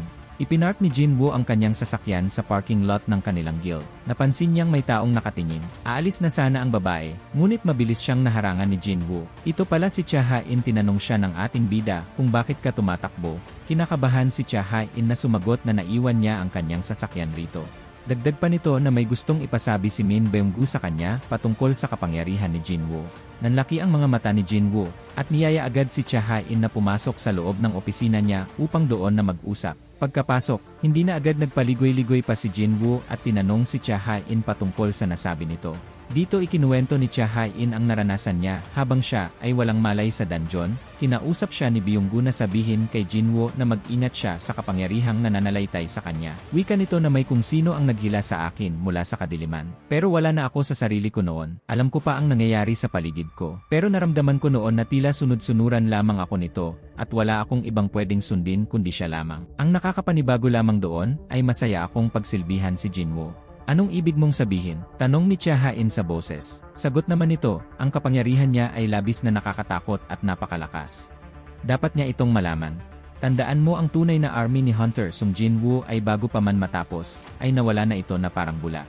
Simula noon, naging palaisipan na kay Jinwoo kung totoo ba ang sinasabi ni Cha Ha-in. Kung totoo man yon, kailangan niyang mahanap ang pinagmumulan ng kapangyarihan niya. Sa pagkakataon na yon, mas importante ang bagay na yon kaysa maging pinakamalakas siyang hunter sa mundo. Kasalukuyang nakaupo at kumakain sila Jinwoo at Jinho sa lugar kung nasaan ang malaking portal gate. Natanong ni Jinho kung kamusta na ang kapatid ni Jinwoo. Dahil doon, ginamit ni Jinwoo ang shared senses ng iilang shadows niya. Nakita nitong mahimbing nang natutulog ang kapatid niya, at si Beru naman na nanonood lamang ng TV. Nakita din niya ang ginagawa ng iba pa, at dito na siya natauhan nang makita ni Jinwoo si Cha Ha-in habang ito ay naliligo. Tinanong ni Jinho si Jinwoo kung narinig na ba nito ang bali-balita patungkol sa Shinjuku. Sagot naman ni Jinwoo na sa totoo lang, ay nakatanggap siya ng tawag patungkol doon, pero tinanggihan niya. May nakuha kasi siyang imbitasyon na galing mismo sa system. Iniisip ni Jinwoo na kung sino nga ba talaga ang system. Hindi mo ba naisip na panahon ng magpakilala ka sa akin? Samantala makikita dito Yuri Orlov, pinakamagaling na support type hunter sa mundo. Panimula ng master ng Blade Guild ay kulang na ang kanilang bansa ng S-rank hunter, at kinakailangan ng bawat guild ng isang S-rank hunters para makapasok sa mga A-rank gate, kaya ang 3 sa 4 nilang S-rank hunters ay maghihiwa-hiwalay para tumulong sa ibang guilds. Tanong ni Yuri na kung paano nyo maprotektahan ang bansa nyo sa planong ito. Nag-offer siya ng $3.6 billion kada taon. $10 million sa isang araw. Kapag kinuha nila siya sa halagang iyon, mapapanatili niyang sarado ang gate kahit gaano pa nila katagal na gustuhin. Labis itong ikinagulat ng master ng Blade Guild. Maliit lang iyon kumpara sa singil ni Thomas sa inyo. Ililigtas nyo ba ang bansa nyo sa ganon ng halaga, o iipunin nyo na lang ang perang iyon? Tanong ni Yuri sabay tawa. Dagdag pa nito na wala na sila sa posisyon upang maging mapili dahil konting oras na lang ang nalalabi sa kanila. Batid naman ito ng Guildmaster, ngunit wala silang sapat na pondo para sa hinihingi nito. Dagdag pa nito na naniniwala talaga siya sa kanyang kakayahan na magagawa niya ang misyon na ito. Oo naman ang sagot ni Yuri. Dahil mas mabuting siya na lang ang kunin nila kaysa kumuha sila ng walang silbing S-rank hunters na katulad ng dalawa sa likuran niya. Batid ng dalawa na ininsulto sila nito, pero sa isang iglap lang ay nabalutan ang mga ito ng mana. Ipinakita ni Yuri ang kanyang lakas. Wika nito na hindi nila magagawang gumalaw sa kanyang barrier. Hindi makapaniwala ang dalawang S-rank hunter na sa kanilang level ay nagawa lang silang itali nito ng walang kahirap-hirap. Tanong nito na kung ngayon ba ay kontento na sila sa kanyang lakas. Wala nang ang nagawa dito ang Guildmaster. At sinabing tatawagan ulit nila siya. Samantala, makikita dito si Jinwoo na nagpapaalam sa kanyang ina. Tanong ng kanyang ina na wala ba siyang dapat na ipag-alala. Oo naman ang sagot ni Jinwoo, mayroon lamang siyang appointment. Inumpisahan ng gamitin ni Jinwoo ang susing hawak niya. Makikita na malapit sa school may gate ang nagbukas. Noong una ay pinigilan pa siya ng tagapagbantay sa association, pero noong makilala siya nito, ay hinayaan na rin siya. Tinanong ni Jinwoo kung may mga hunters na ang nakapasok sa loob. Sinang-ayunan naman siya ng agent, nang malaman ni Jinwoo na 3 araw na itong bukas, napag-alaman niyang delikado ang mga naroon agad na inutusan ni Jinwoo ito upang palabasin na ang mga hunters. Kailangan nilang makalabas ngayon o mamamatay silang lahat sa loob. Naguluhan ang dalawang bantay. Wala nang oras para ipaliwanag pa yon sa inyo. Samantala, nakatayo ang mga hunters sa tapat ng malaking pintuan. Nagtanong ang isa kung ano ang gagawin nila dahil kahit pa may magic na kasama ay hindi nila ito mabubuksan. Pero nanghihinayang ang kanilang kasamahan na hindi na sila pwedeng umatras dahil narito na din sila. Nagulat ang mga hunters sa biglaang pagdating ni Jinwoo. Wika nito na isa yang trap. Isa ako sa mga nakaligtas sa double donjon. Ikaw ba si Hunter Song Jinwoo? Tanong ng isa. Lubusang mapanganib ang donjon na ito. Ako nang bahala rito at umalis na kayo. Sagot ni Jinwoo. Namangha ang mga hunters nang mabuksan ni Jinwoo ang gate. Nagreklamo ang isa na sila ang bumili ng raid permit sa dungeon na ito. Kaya wala kang karapatan para paalisin mo kami rito porket isa kang S-rank. Sagot naman ni Jinwoo na hindi niya sila pipigilan. Kung sino ang gustong pumasok ay pumasok. Pumasok ang pinuno ng Dragon Guild. Nag-umpisang lumitaw sa air ang mga salitang access denied. Nasa bukana pa lamang ang lalaki, nang hilahin na siya ni Jinwoo dahil muntik na itong mahiwa sa gitna. Paliwanag ni Jinwoo na lahat ng halimaw doon ay ganon. Tanong niya na ngayon, sigurado pa ba silang magpatuloy na pumasok? Wika ni Jinwoo na makinig sila, umalis na kayo sa dungeon na ito at tumawag sa association. Sabihin niyo na lumitaw na ang double dungeon. Nang tuluyang makapasok si Jinwoo sa loob, ay sumarado ang pinto. Dito nagsimula ang lahat. Muli akong nagbabalik. Ang mga statwa sa paligid ay hindi mga halimaw o buhay. Isa lamang silang puppet. Humarap si Jinwoo sa estatwang may hawak ng commandments. Wala ka bang sasabihin? Tanong ni Jinwoo. Umiti ang estatwa at sinabi na sa wakas, dumating ka rin. Dumating ang Russian S-rank hunter na si Yuri Orlov sa airport ng Tokyo kung saan malapit ang S-rank na portal na kanyang sasaraduhan. Dahil sa kanyang kasikatan, dinumog siya ng napakaraming reporter at mga tao. May isang reporter na nagtanong kung anong plano niyang gawin para saraduhan ang gate. At ang sagot ni Orlov ay sa pamamagitan ng kung anong lagi kong ginagawa. Guguhitan ko ang gate ng isang malaking bilog na gawa sa aking kapangyarihan at lalagyan ko ito ng aking mana. Hindi ba at napakadali? Ano man ang nasa loob ay hindi makakalabas. Mapagmalaking tugon nito sa reporter. Nagtanong ulit ang reporter kung kaya ba niyang isarado ang isang S-rank gate ng mag-isa at walang tulong. Ang mga tao ay hindi gaano nagtitiwala kaya anong masasabi mo? Tanong ng mga ito sa hunter. Sagot naman ni Orlov na imposible na mapanitili niya ang barrier sa kanyang sarili lamang pero ang kanyang barrier ay maaring kumuha ng lakas mula sa nasa paligid nito. Kaya kung napakaraming kristal ng mana ang ilalagay sa paligid ng Tokyo ay mapapanatili ang barrier nito. Sa madaling salita, para itong pag-start ng isang kotse. Kapag nailagay na ang barrier, ito ay unti-unting magiging parang matibay na pader sa pamamagitan ng pag-absorb nito ng maraming mana. Ililigtas ko ang mga buhay nyo, kaya tandaan nyo yan, sabay ngiti ni Orlov. Sa kabilang banda, pinapanood ni retired hunter Go Gun-hee si Orlov sa kanyang telebisyon. Sinabi nito na hindi siya sigurado kung makakaya ba ni Orlov na saraduhan ang isang S-rank gate, pero sigurado siya kung anong mangyayari kapag ito ay nabigo. Tinanong naman niya ang kanyang mga assistant kung kamusta na ba si Song Jinwoo. Ngunit ang tugon nito ay nag-ikot siya sa mga gates sa Seoul. Iniabot ng kanyang assistant ang isang mapa na may mga pulang marka. Ang mga markang iyon ay sumisimbolo ng mga gates na gustong i-raid ng Ajin Guild na siyang guild ni Jinwoo. Nagulat si Go Gun-hee at napatanong kung lahat ba ng iyon talaga. Ipinaliwanag ng kanyang assistant na malaki ang tsansa na magkaroon ng hindi pagkakasundo sa mga guilds dahil damay dito ang sakop ng ibang guilds tulad ng White Tiger, the Hunters, at the Reapers Guild na siyang kumikilos sa Metropolitan Seoul. Ngunit hindi na tinag kundi namangha si Go Gun-hee dahil nakikita niya na ang isang maliit at bagong tayong guild na may isang mandirigma lamang ay katumbas ng iba't ibang guild. Tinanong naman niya kung nagbigay ba ng eksplanasyon ang Ajin Guild sa kanilang nais. Sabi nila ay may personal na rason sila at nais nilang sila ay pagtiwalaan sa mga gates na ito sa loob ng isang linggo lamang. Hindi naman mahirap ang hiling ng Ajin Guild, tugon ni Gun-hee. Tumunog naman ang cellphone ng assistant nito at nagpaumanhin na sasagutin niya muna ang tawag. Nang sagutin ang tawag, nagpakilala ang assistant na si Woo Jin Cheol sa kausap nito. At isang double donjon gate ang nagbukas dito. Nagulantang si Jin Cheol dahil bihira at hindi normal ang double donjon. At bukod pa rito, pumasok din doon si Hunter Sung Jinwoo. Sa pagpasok ni Sung Jinwoo, siya ay sinalubong ng mga batong estatwa na nakita niya noon. Galit ang isa sa mga ito at nagsabing matagal na siya nitong hinihintay.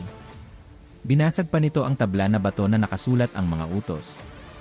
Namangha si Jinwoo dahil kaya pala nitong basagin ng ganon-ganon lang at tila walang kwenta para sa estatwa ang mga utos na yon. Pero sumagot ito na may halaga pa rin yon pero hindi ito importante ngayon. Tinanong ni Jinwoo ang estatwa kung siya ba ang nagpatawag sa kanya doon. At sumagot ito ng oo, at dahil sa pagnanais ni Jinwoo na malaman ang totoo, tinanong niya kung halimaw ba ang estatwa. Pero mali ang kanyang tanong, hindi dapat niya itanong kung ano ang estatwa, kundi kung sino ba talaga siya.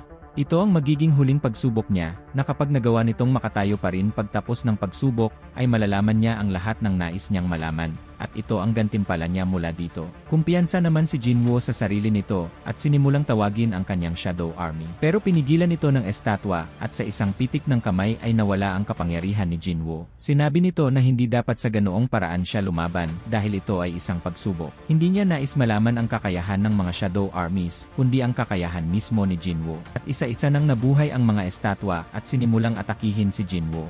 Pero dahil pursigido siya, sinimulan niyang makipaglaban sa mga ito. Hinampas si Jinwoo ng isang espada at ito ay sinalo ni Jinwoo upang pigilan. Sa pagsalo nito, gamit ang kanyang siko ay pinutol nito ang malaking espada at itinusok sa mata ng isang buhay na estatwa ang naputol na espada. Patuloy siyang pinalibutan at inaatake ng mga ito. Sa kanilang labanan, ang tanging kapangyarihan ni Jinwoo ay kumuha ng mga kagamitan sa kanyang inventory. Kaya inilabas niya ang kanyang pinakamalakas na espada. Iniisa-isa ni Jinwoo na labanan ang mga estatwa. Kung noong dati, tila napakabilis at hindi makita ang galaw ng mga ito, pero ngayon, nasusundan na ng paningin ni Jinwoo ang bawat kilos nito. Tunay na naging malakas ang katawan ni Jinwoo. Sa labang ito, pinapanood lamang siya ng estatwa na tumawag sa kanya. Namamangha ito dahil sa bilis ng paglakas ni Jinwoo. Sa katawang tao, napakaraming pinagbago at iniunlad ng kakayan nito. Lahat ng galaw ng mga estatwa ay nalalabanan at nadedepensahan ni Jinwoo. Naaaliw naman ang estatwa habang pinagmamasdan ang laban na ito at sinabi sa sarili na masyado pang maagap upang tapusin ang pagsubok. At biglang lumabas ang isang napakalaking estatwa na may korona. Napakalaki nito kumpara sa mga estatwang kinakalaban ni Jinwoo. Yumanig ang buong paligid sa paghakbang nito. Sinabi nung unang estatwa na ito na ang panahon upang sambahin ang Diyos. Sa headquarters ng Hunters Guild, nagpupulong si Go Gun-hee kasama si Matsumoto Shigeo na chairman ng Japanese Hunter Association. Pumunta dito sa Korea si Shigeo mula pa sa Japan upang maglaan ng kontrata na maglilipat sa gobyerno ng Korea ng karapatan sa lahat ng Essence Stone na nasa Jeju Island. Ang alok na ito ay kahina-hinala kaya napatanong si Gun-hee kung ano ang kapalit nito. Sinabi naman ni Shigeo na nais lang niya na upahan si Sung Jinwoo. Nang marinig ito ni Gun-hee, napatawa ito ng kaunti at sinabing hindi parte ng Hunter Association ng Korea si Sung Jinwoo. Ngunit alam na ito ni Shigeo at ang tanging nais lamang niya ay mabigyan ng pagkakataong makausap niya si Sung Jinwoo mismo. Nang marinig ito ni Gun-hee, sobra itong nagtaka dahil napakalaking halaga ng pera ang itinaya ni Shigeo para lamang makausap si Sung Jinwoo. Iniisip nito na dahil ba desperado na ang Japan na saraduhan ang gates sa Tokyo ngayong wala na ang malakas nilang bayani na si Goto Ryuji. Pagkatapos ng mahabang pag-isip, hiniling ni Gun-hee na makipag-usap kay Shigeo na walang interpreter. Lingid sa kaalaman ni Shigeo, ang tatay ni Gonhee ay may maliit na negosyo sa Japan noong ito ay bata pa. Madiing salita naman ang binitawan ni Gonhee kay Matsumoto Shigeo, at sinabing kung ito ay parte ng mapanlinlang niyang plano ay itigil niya ito. Tila inosenteng bata naman si Shigeo nang tanungin niya kung anong ibig niyong sabihin. Sinagot siya ni Gonhee na nabalitaan niyang humiwalay ang Blade Guild kay Shigeo. Napabalikwas naman sa magkahalong gulat at galit si Shigeo dahil paano ito nalaman ni Gonhee. Sinabi nito na masyadong halata na bakit hindi tinatanggap ng Blade Guild ang pondo mula sa Hunter Association maliban na lamang sa tulong mismo ng gobyerno ng Japan. Ang Blade Guild kasi ay naging isang sunod-sunuran sa Hunter Association ng Japan noong buhay pa si Goto Ryuji. Kayang pasunudin ni Shigeo ang guild na ito sa kahit anong gusto niya. Kaya hinala ni Gonhee na mayroong naging agawan sa kapangyarihan noong nabuwag ang Blade Guild at hindi na ito makontrol ng Hunter Association. Kaya lahat ng pangyayari mula sa pagkamatay ni Goto Ryuji, sumunod ay pagkabuwag ng Blade Guild, sa hindi makontrol na alitan ng mga guilds sa Japan, hanggang sa mga sakripisyong ginawa dahil sa panloloko. Lahat ng ito ay sasaluhin at isisisi kay Shigeo. Hindi na alam ni Shigeo ang gagawin dahil sa mga narinig nito. Ibinunyag ni Gonhee na ang kamera na gamit ni Shigeo ay konektado sa grupo ni Goto. Galit na isinawalat ni Gonhee ang lahat ng ito kay Shigeo. At sa lahat ng kasalanan niya, hindi ito ang panahon upang makipagnegosyo gamit ang mga mana crystals, dahil kung maisapubliko ang lahat ng impormasyong ito, ang mga tao sa Japan ay magdurusa dahil sa mapanlinlang nitong mga gawa. Pero hindi naman masamang tao si Gonhee para hayaan lamang na magdusa ang ibang bansa. Hindi niya hahayaan na masira ang buong Asia dahil lamang sa kagagawa ng isang tao. Maaalala naman na sa mga oras na ito, si Sung Jinwoo ay nakikipaglaban sa mga estatwang bato bilang parte ng kanyang huling pagsubok. Bagamat nalalabanan ito ni Jinwoo, tila hindi ito maubos-ubos at patuloy na dumarami. Sabay-sabay ang mga pag-atake nito at hindi na niya kayang umilag. Kaya naman ginamit niya ang Commander Touch na isang telekinetic power. At sa paggamit niya nito, na-upgrade sa final form ang Commander Touch at naging Dominator's Authority na.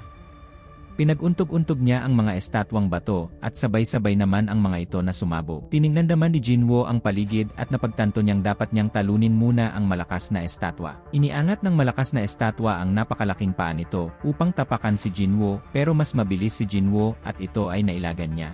Tumalon si Jinwoo papunta sa ulo nito pero biglang naglabas ng laser sa mata ang estatwa. Ginamit ni Jinwoo ang Speed at Dominator's Authority para tumungo sa blind spot ng estatwa. Sa kabila ng malakas na laser nito, matagumpay na nakailag ang napakabilis na Sung Jinwoo. At nakapunta naman ito sa balikat ng estatwa na parang walang kahirap-hirap. Ginamit niya ang mutilation upang espadahin ng napakaraming beses ang estatwa gamit ang King's Dagger. Nagulat si Jinwoo dahil madalas na nakakahati ito ng kahit ano pero tila maliliit na galos lang ang kaya nitong gawin sa estatwang ito. Pero hindi nawala ng pag-asa ang ating bida na si Jinwoo at sinubukang umatake muli. Pero sa pagkakataong ito, doon sa butas at crack sa mukha ng estatwa naman siya pumunta at sinuntok ng napakalakas. Namangha ang makapangyarihang estatwa dahil nagawa ni Jinwoo na saktan ang ginawa niyang malakas na estatwa. Patuloy na binugbog ni Jinwoo ang estatwang ito at tuluyang napatumba. Ngunit muli naman siyang pinalibutan ng iba pang kalaban. Ginamit niya ang Dominator's Authority at sabay-sabay na bumagsak ang mga kalaban. Napagtanto ni Jinwoo na naging napakalakas niya. Napapalakpak naman sa mangha ang makapangyarihang estatwa kay Jinwoo. At hiningi ni Jinwoo ang pabuya sa pagsubok na ito. Pero mapanghamon ang tugon ng makapangyarihang estatwa na hindi pa tapos ang laban dahil nakatayo pa rin daw siya. Saka pa lamang napagtanto ni Jinwoo na ang tunay na huling pagsubok ay kalabanin ang makapangyarihang estatwa. Lumabas ang bagong pagsubok at kailangang talunin ito ni Jinwoo sa loob ng 10 minuto kundi ay titigil ang pagtibok ng puso nito. Nagpakilala rin ang makapangyarihang estatwa na siya ang architect ng system na nagbigay ng kapangyarihan kay Jinwoo. Samantala, patuloy na iniimbestigahan ang isang malaking gate sa isang high school sa Korea.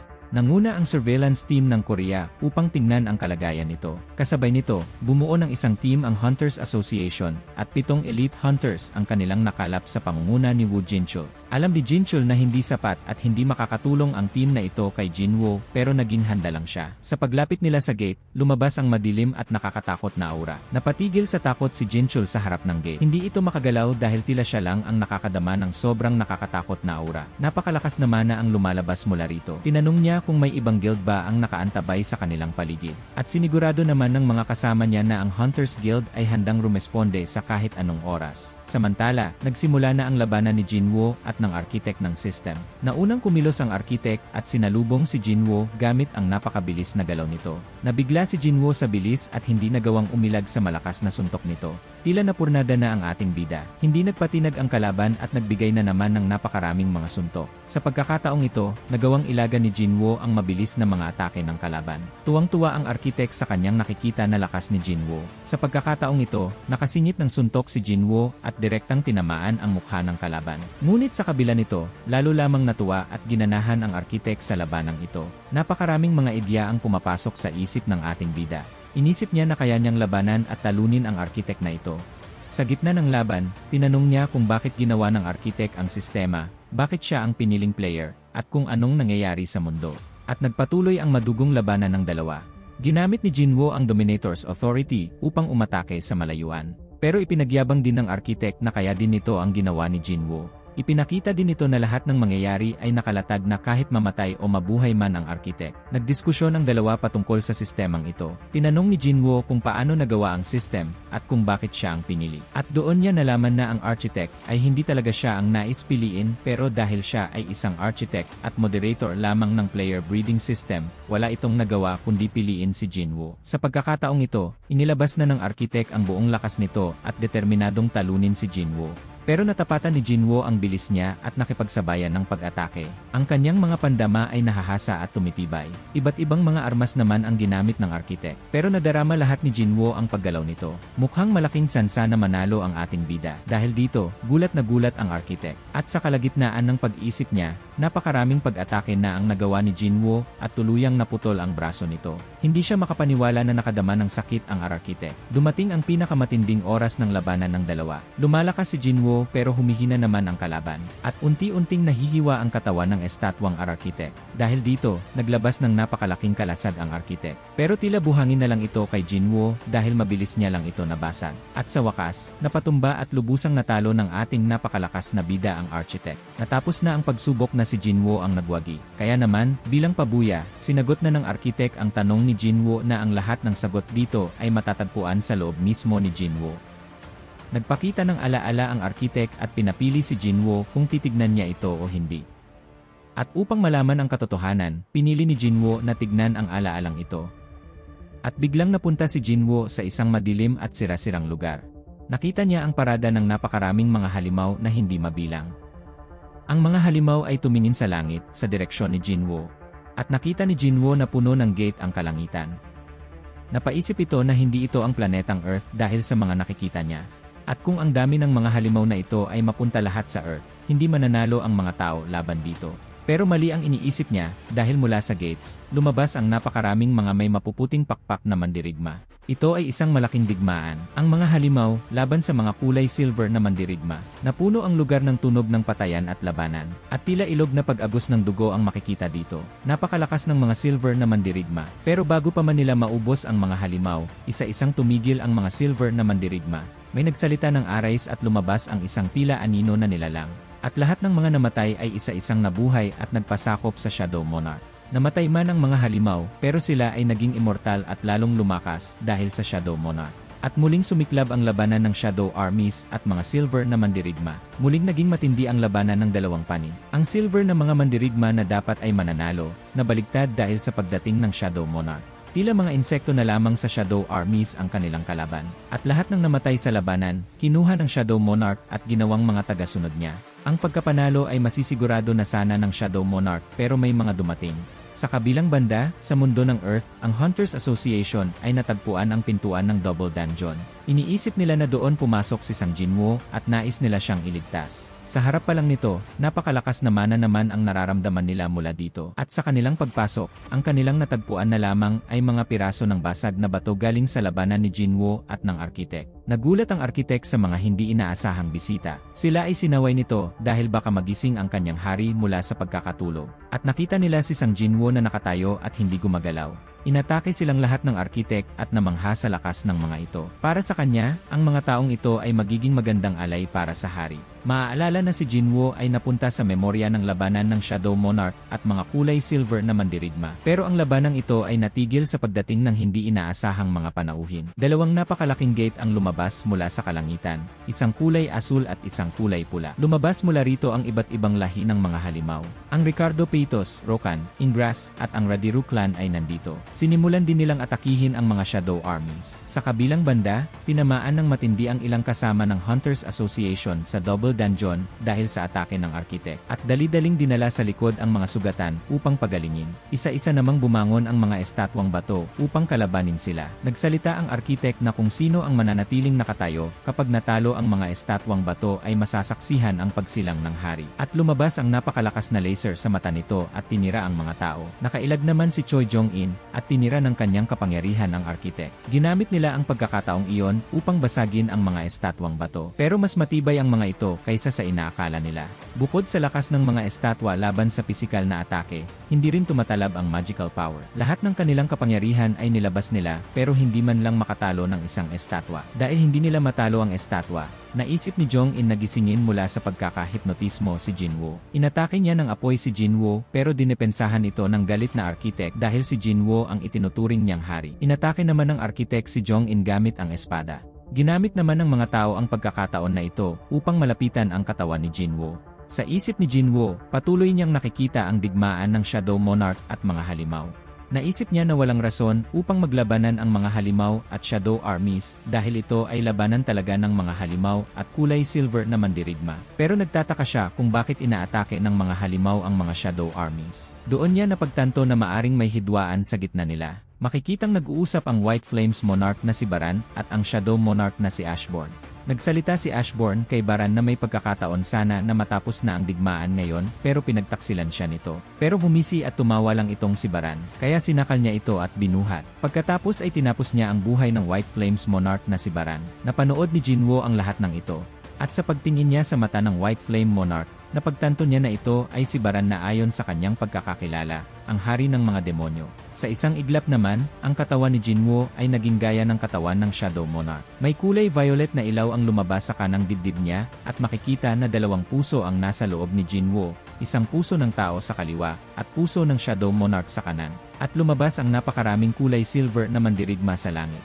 Dito natapos ang alaala na ipinakita may Jinwoo. Hinarap ni Cha Ha-in ang arkitek gamit ang kanyang sword dance, isang malakas na teknik na kung saan ang espada ay tila sumasayaw sa bilis at lakas nito. At dahil dito, ang arkitek ay lalong naingganyong kalabanin sila. Pero higit na malakas ang arkitek, kaya naman natamaan niya ng kanyang espada si Cha Ha-in.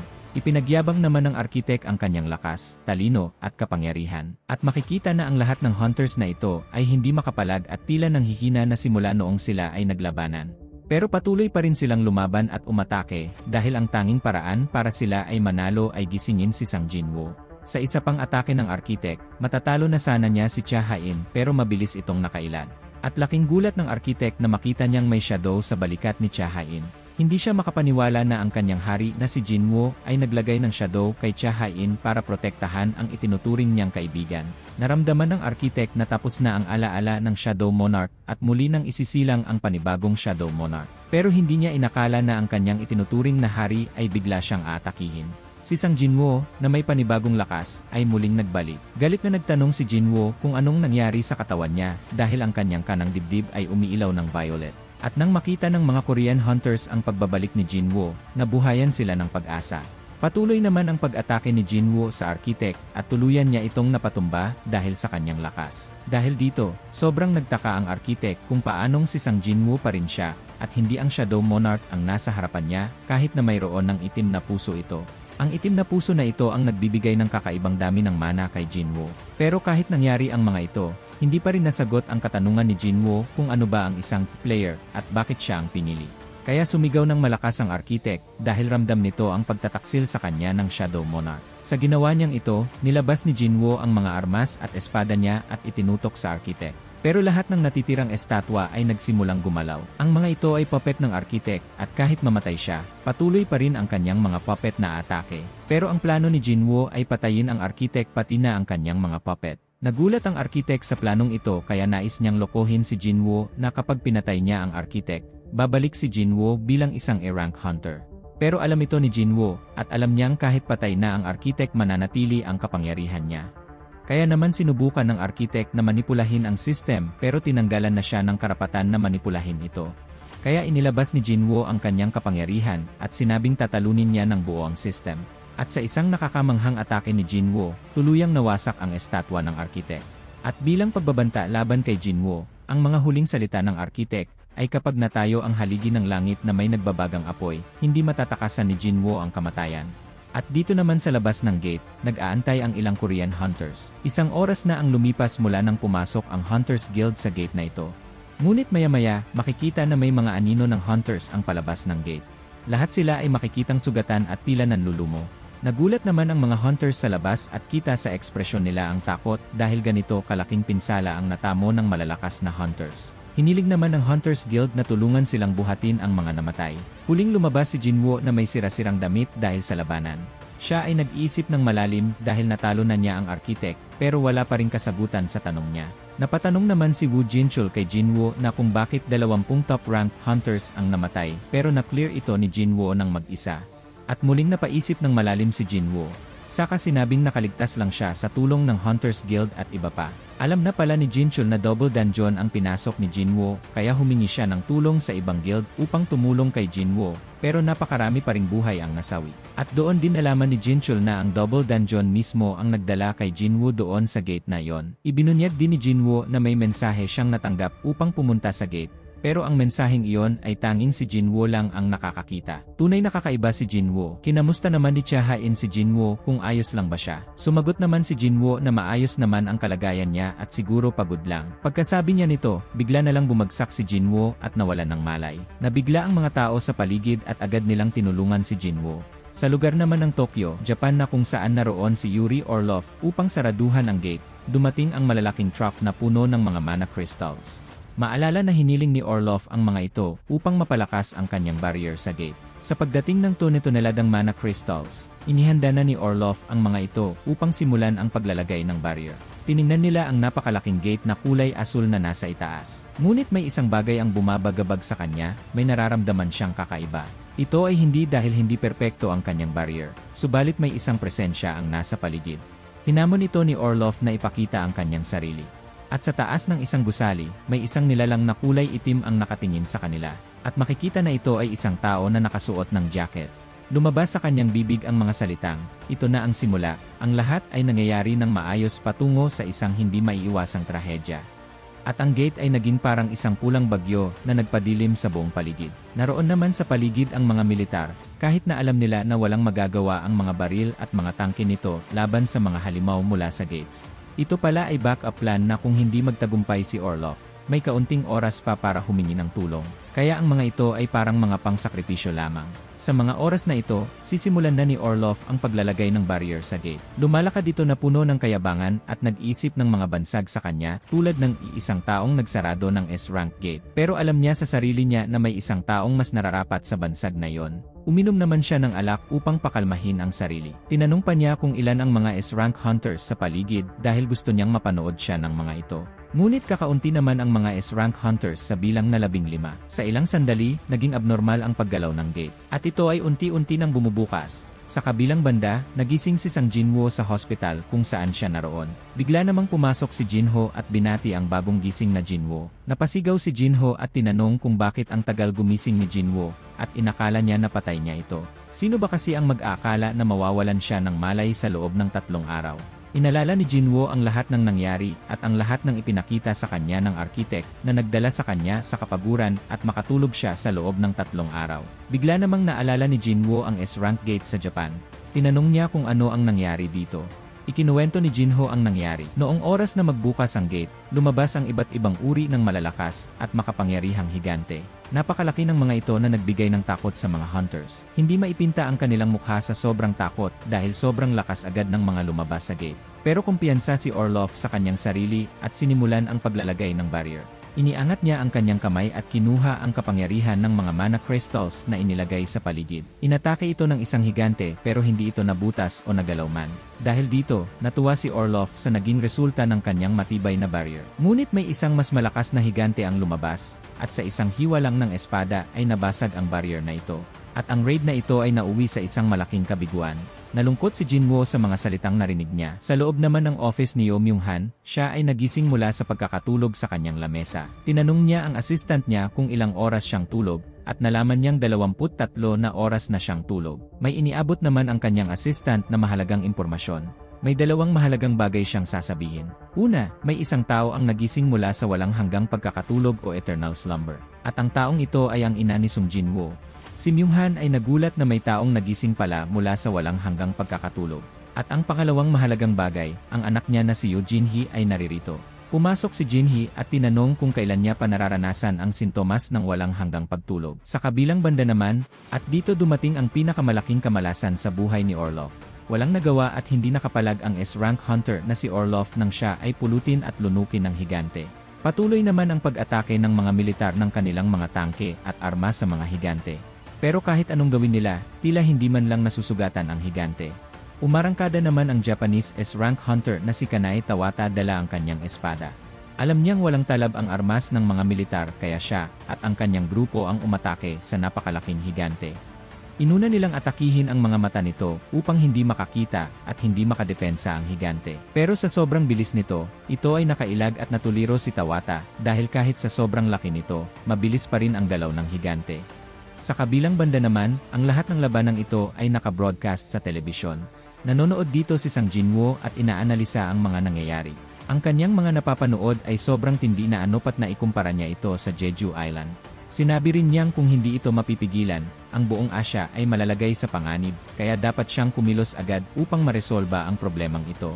Habang nasa malalim siyang pag-iisip, pumasok naman sa kwarto ang kanyang kapatid at sinabing huwag siyang pumunta rito. Tinanong siya ni Jinwoo kung anong ibig niyang sabihin.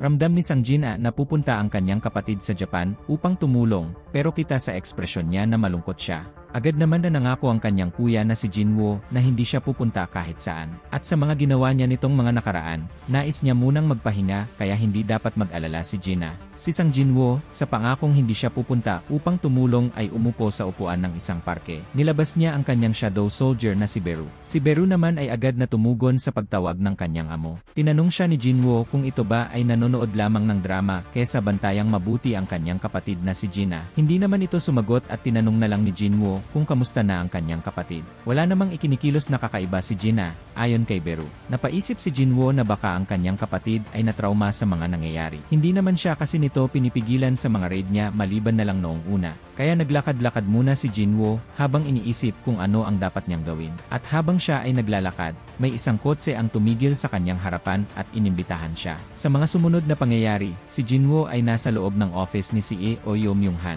Nais ni Myung-han na makausap si Jinwoo patungkol sa kalagayan niya. Formal naman na nagpakilala si Myung-han kay Jinwoo at sinabing siya ang CEO ng Yojin Construction. Nilapag niya ang isang tseke at sinabi na hindi siya ang tipo ng tao na naniniwalang kayang bilhin ng pera ang kahit anong bagay lalo na sa harap ng isang S-rank hunter.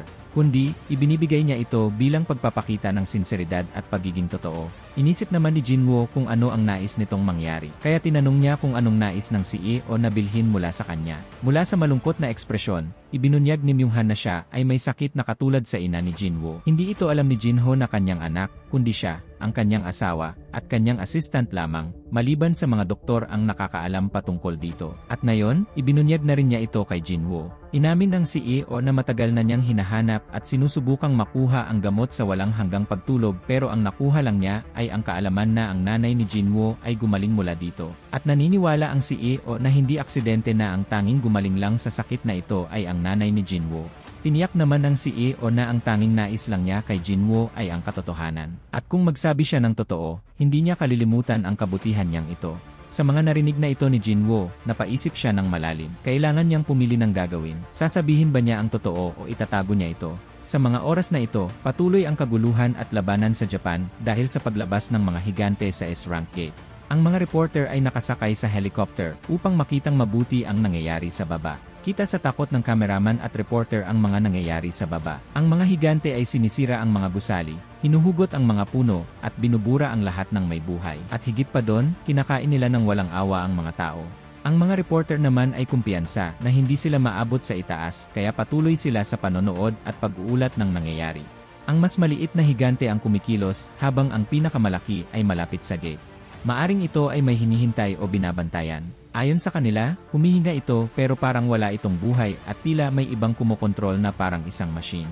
Patuloy naman ang kanilang usapan at sinabi ng isa na 2 araw na ang nakakalipas simula nung bumukas ang S-Rank Gate. Sila ay nawawalan na ng pag-asa kung may makakapigil pa ba dito at may makakapagligtas pa kaya sa kanila. Dahil sa nakikita nila, ang trahedyang ito ay maaring sirain ang buong mundo.